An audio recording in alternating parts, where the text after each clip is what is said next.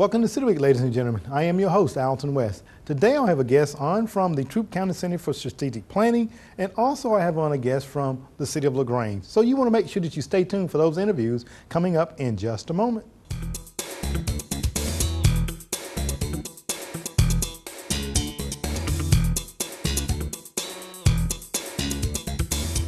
Welcome to City Week, ladies and gentlemen. Today I have guests on from the Troup County Center for Strategic Planning, the Director of Workforce Development, Carrie Burke, and also I have on from the Intercall, the HR recruiter, Connie McCauley. Ladies, welcome to the program. Thank you for having us. Well, it's a pleasure to sit down with you, Carrie, and I know you have a lot of wonderful things getting ready to take off over at Troup Trains, and you have one of the employers here that have recently, I think, hired some people that came out of your program that we want to talk with and just kind of get a little bit of feedback from them on what Troup Trains did for those individuals that they hired and how they can help other people.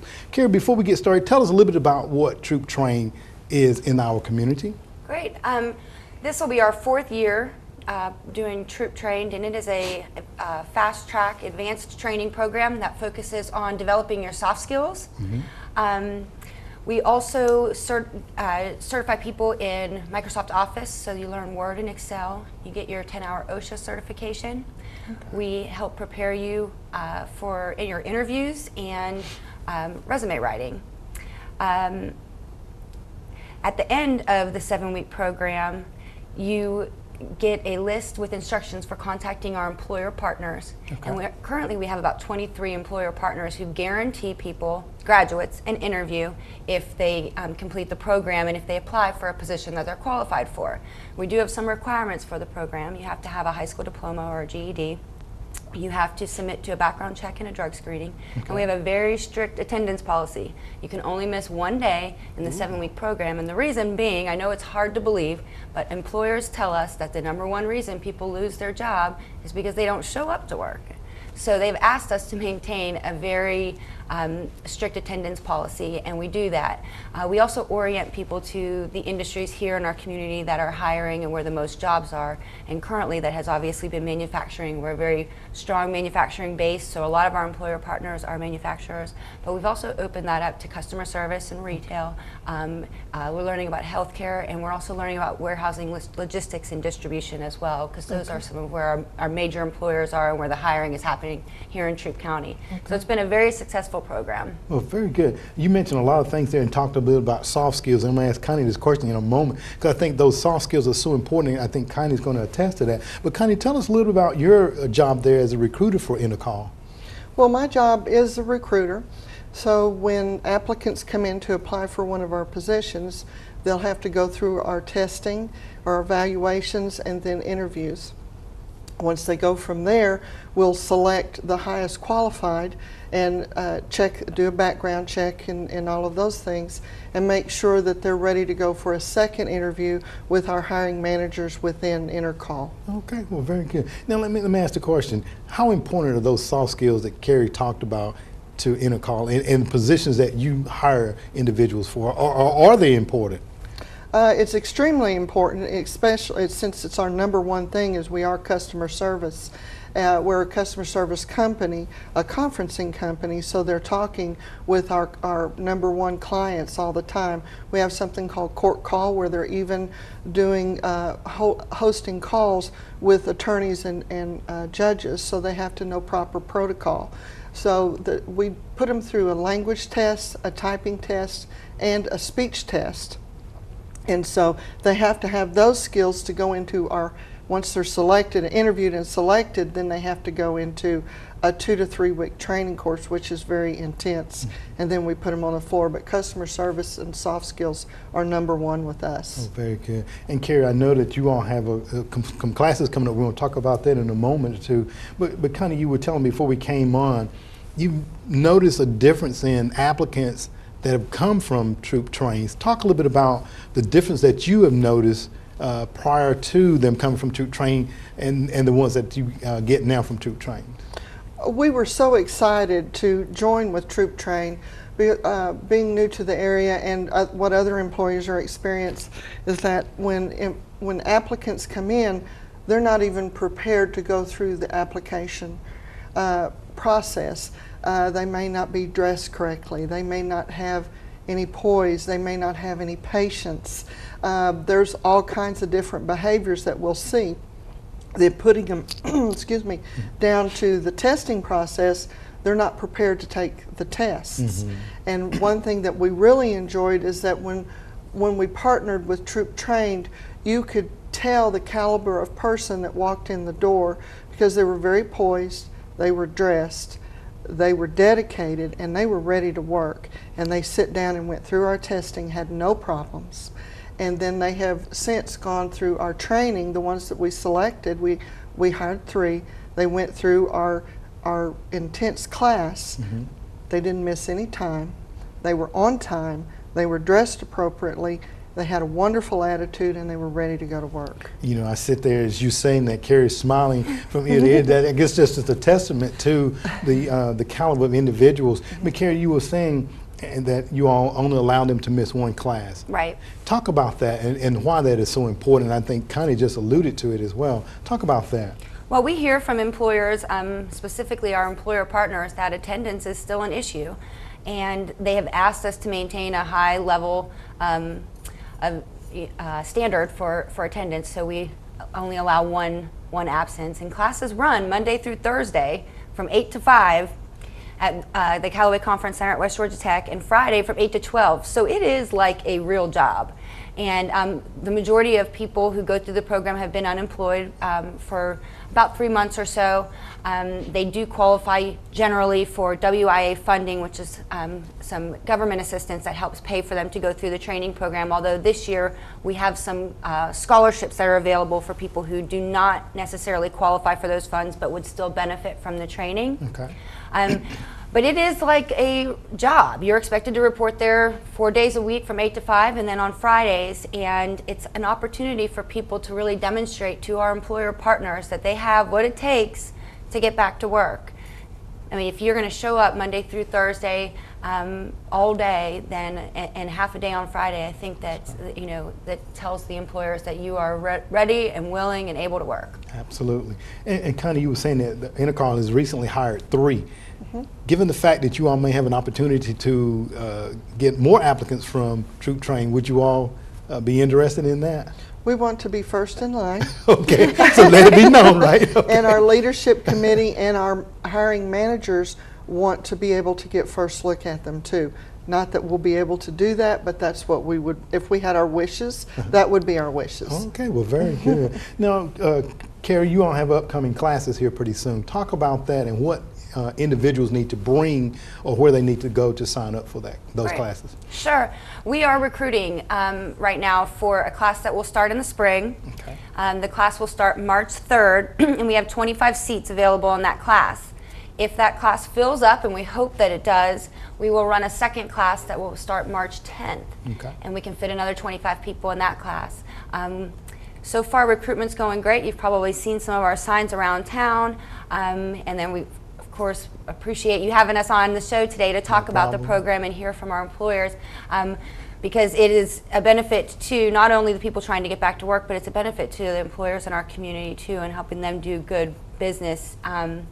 So that class will start March 3rd, and it'll run for 7 weeks, and then if you miss those spring classes, we will be doing another class in the fall. We haven't set those dates yet, but it usually happens around August, and it'll be the same deal. We have 25 seats to fill. If that fills up, we'll run a second class too, so we can get 50 in the spring and 50 in the fall. We're hoping to graduate 101 troop-trained graduates this year. Well, very good. Now, are there any documents that they need to bring, or is there any cost? And I heard you mention about a WI and some scholarships. Are there any costs to the individuals? There is no cost to the individual, but the best thing to do is to go to trooptrained.com. Okay. On that website, there's information, and they can also download an application there, and they can bring the application to me. They can always reach me at 706-298-3639 as well if they have any questions. Okay, well, very good. Well, Connie, you were saying that you all want to be first in line, so we got 2 classes coming up that you can take your picks from. Now, again, just want to talk a little bit about the importance and the impression that the troop-trained applicants have made on you and your company. You know, we are so impressed by them. I spoke to the 3 supervisors, that have them, and they said they're doing excellent. They're all doing wonderfully in their different areas. We're excited to see them. They have, like I said before, they haven't missed any time. They haven't been late one time. Well, very good. So we're excited. Very good. Well, lady, that's something to be excited about, getting people back to work so they become self-sufficient and become a productive citizen of our community and society. So I want to thank you, Carrie, for coming on for Troop Trains, and Connie, you as an employer, and hopefully we have some more to choose from. That'd be great. Well, thank you both, ladies. Thank you, Alton. All right, thank you very much. Ladies and gentlemen, stay tuned for more City Week, but before we go, I would like for you to see this little short video on Troop Trains. Hope you enjoy it.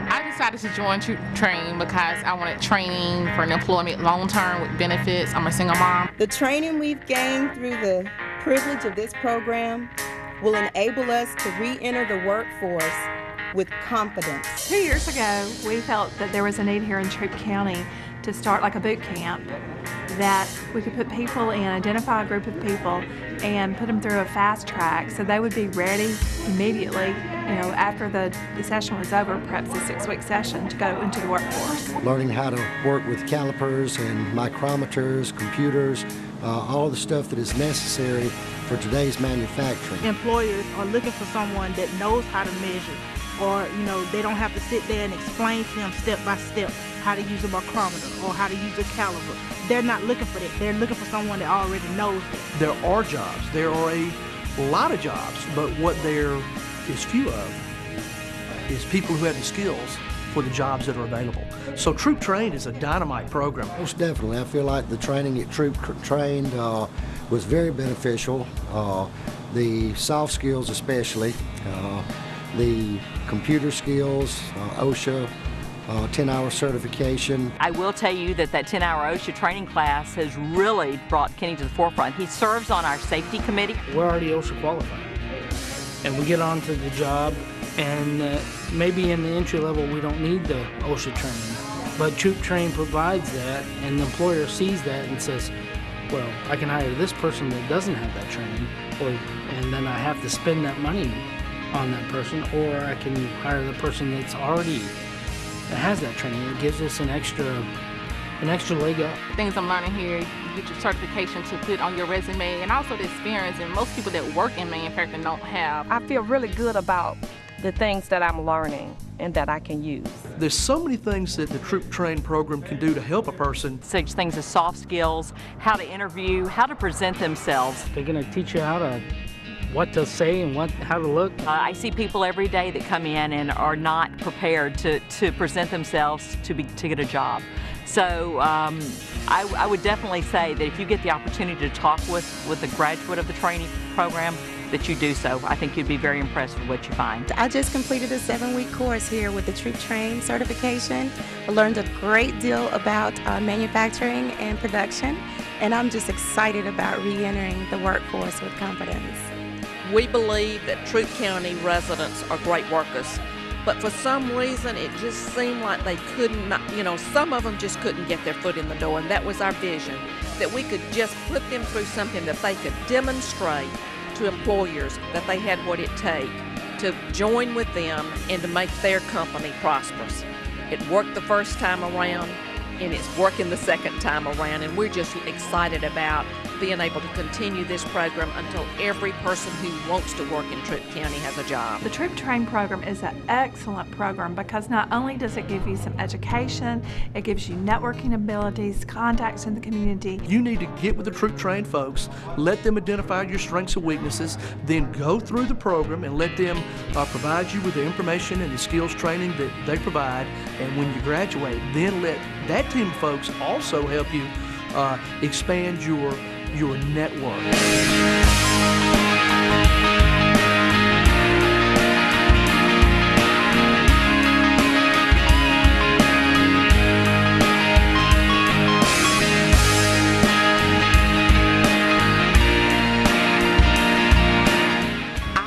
Gain employment that's going to allow me to be self-sufficient. To get training that I can take anywhere, no matter what type of employment I'm in. Provide for the future. I got a little son, and I got to provide for him. I feel like the more education and up-to-date training that I have, the more marketable I'll be. I'd recommend this program.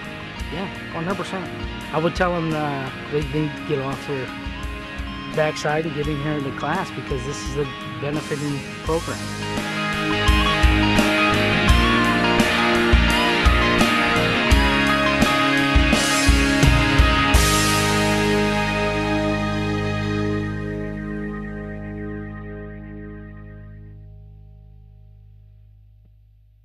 If you use natural gas, you've made the smart choice. It's greener and saves you money. Natural gas is the #1 choice for heating homes in North America. Typically, it's less expensive and heats quicker than other alternatives. A new high-efficiency furnace or boiler delivers clean, economical, and comfortable heat for your home while greatly reducing wasted heat. Natural gas heat is environmentally responsible and can reduce your carbon footprint.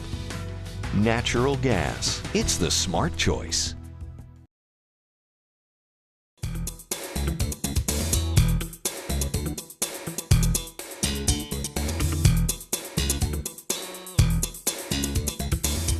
Welcome back to City Week, ladies and gentlemen. Now I have on guests from the City of LaGrange, City Hall. I have on the senior planner, Lee Threadgill. Lee, welcome to the show. Thanks, Alton.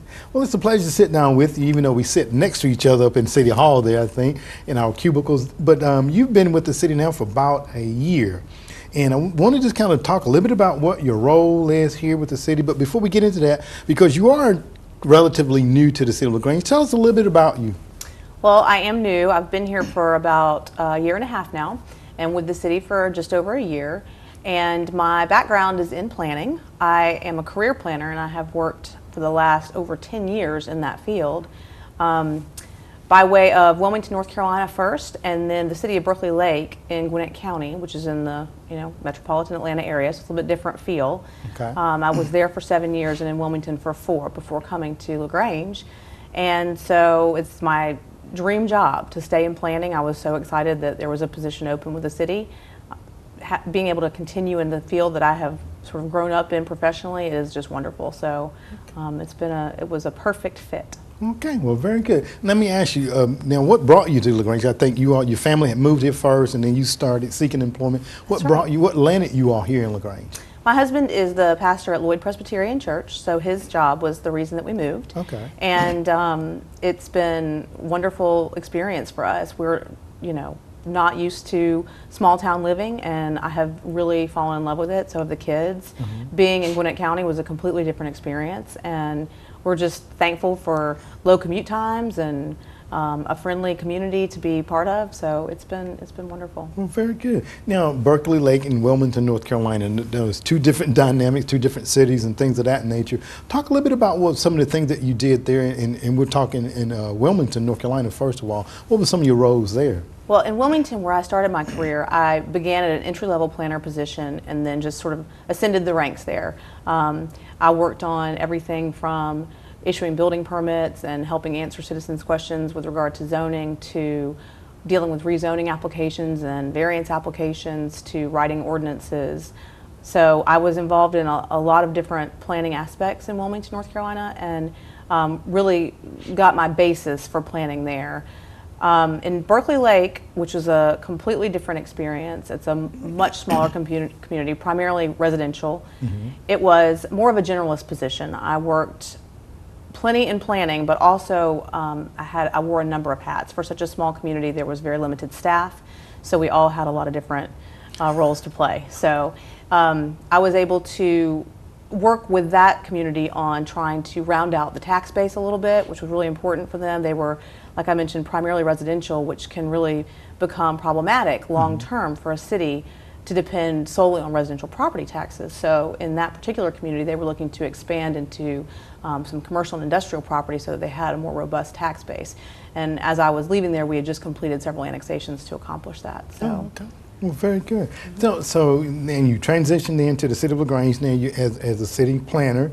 Now, because when we hear the word planning, a lot of times people are like, okay, what is that? Almost like a community development director, like what the heck does he do? Okay. Talk a little bit about, as a planner, what is it that you do on a day-to-day, if you don't mind? So city planning, I think for me, at its core, is about helping a community be special It's about placemaking.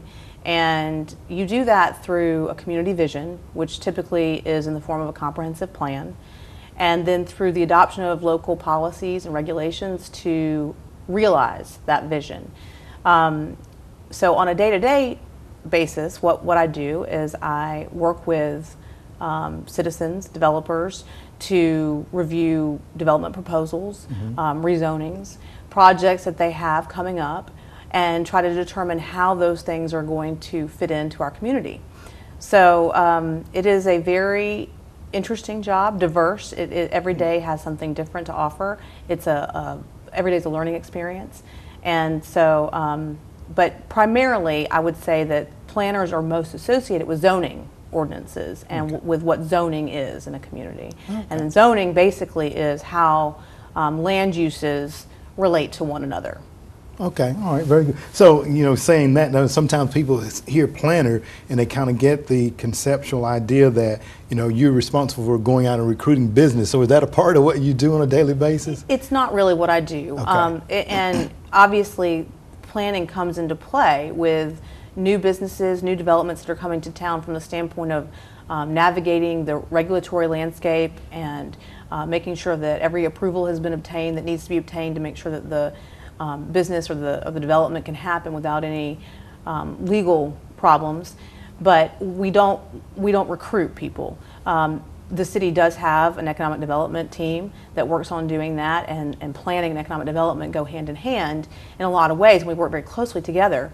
But I tend to be on the side of, once there is a business that is interested in the city, I help bring that business to its realization or that development. So getting them permitted and through the process, and if there's a rezoning that's necessary, making sure that any of those things have to, whatever has to happen, I would take that through the process through the planning board and then the mayor and council. Oh, okay. All right. Now, you talked a little bit a moment ago about land uses.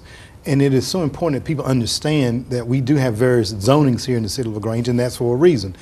Talk about the land uses and why there are certain things that are not compatible to be next to each other. For example, industry next to residential. Right. Well, and I think at the simplest level, or at the grossest level, you would not want to have a landfill located next door to your house. And so that zoning was born out of that, trying to make sure that you didn't have injurious uses next door to where people were living, and to separate those. Now, we've seen a trend recently, I'd say in the last 20-25 years, where communities are looking more at mixing uses again, in the way that traditional cities were built back, 100 years ago. That's right. So it's been a very an interesting turn. The mixed use kind of movement and the neo-traditional development movement is something that encourages some mixture of uses so that people can live and work and recreate in the same place. And so there is a place for having a mixture of uses, but at the same time you still, like I said, you want to keep a landfill kind of far away from your single family residential district. So that's kind of what zoning is all about. Okay, well, very good. Let me ask you the question now. You being not local to the LaGrange area, you came from the Atlanta area via Wilmington, North Carolina. What were some of the assets that you noticed here in the city of LaGrange? I think the first thing that really struck me was downtown, the historic downtown. And it's a jewel that I think very few people maybe are aware of. I've had friends that have come to visit that if they didn't just happen to drive through it, they would never have known it was there. And the ones that did see it, they were like, oh my gosh, look at the cute little quaint downtown that is here. And so I think that's a real asset to the community. And obviously the city has made great efforts in trying to protect it and keep it vibrant with businesses there. I also think that there are a lot of recreational opportunities, in LaGrange, but also around LaGrange in terms of West Point Lake and what that means to us in terms of tourism and bringing people into the area. So there are some real assets that we do have in this community that I think will continue to draw people here, and that's good for us. So. Okay, well, very good. Now, you've been here for about a year now, a little over a year.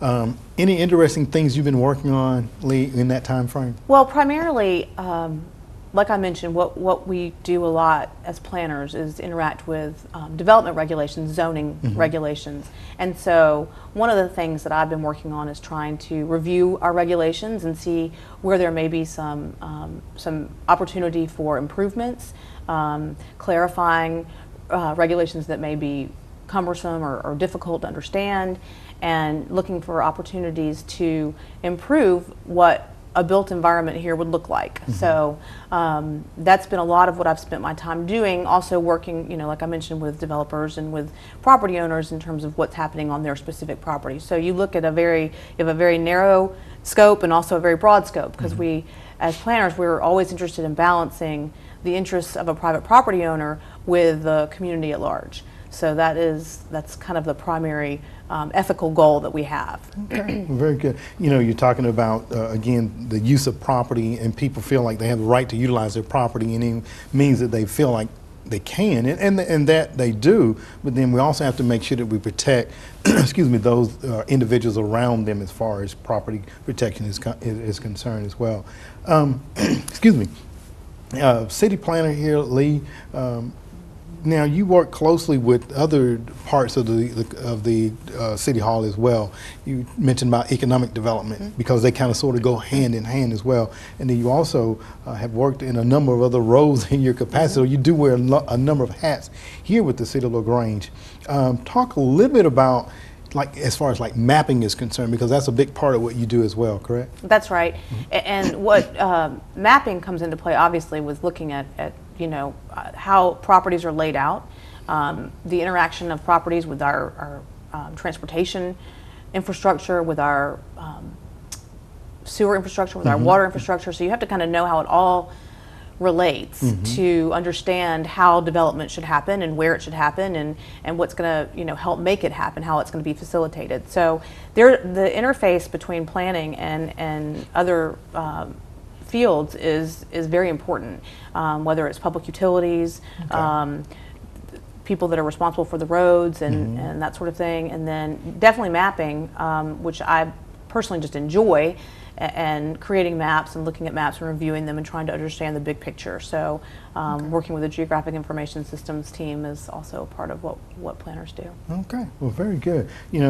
Again, so many hats that we wear in the roles of planners and community development directors, and like you mentioned earlier, our job is very interesting because we get an opportunity to interface not only with the public, but we also interface with the other various departments, and just making sure that the city is developed in a way that people that come behind us say, well, hey, what were they thinking? Or, hey, they got it right. So I appreciate you coming in and kind of sharing your information about what you do as a planner.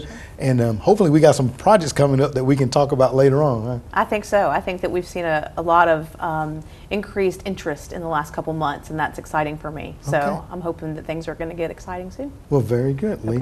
Well, thank you for coming on and sharing your information today, and definitely, hopefully we can get you back on and talk about some things that are coming out of the ground. That sounds good, Alton. Okay, thank you very much, Lee. Okay.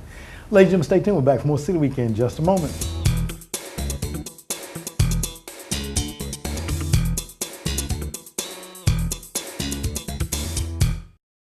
Why United Way?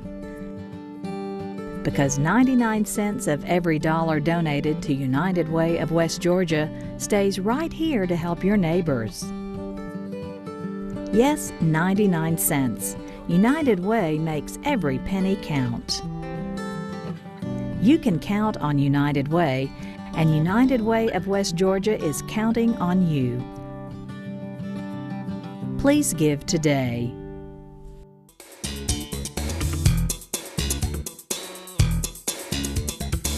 Ladies and gentlemen, thank you for joining for City Week this week. My guests have been from the Troup County Center for Strategic Planning, the director, Carrie Burke, along with a guest from Intercall, the HR recruiter, Connie McCauley, as they talked about the upcoming Troup Train class. So we want to invite all of you all that may be seeking employment to make sure that you register for those classes starting on March the 3rd. Come on out. Ladies and gentlemen, also had on from the City of LaGrange City Planner, Lee Threadgill, as she talked about her role and responsibility there as a city planner. I hope that you've enjoyed both these interviews, ladies and gentlemen, and as always, I want to invite you back for more of City Week.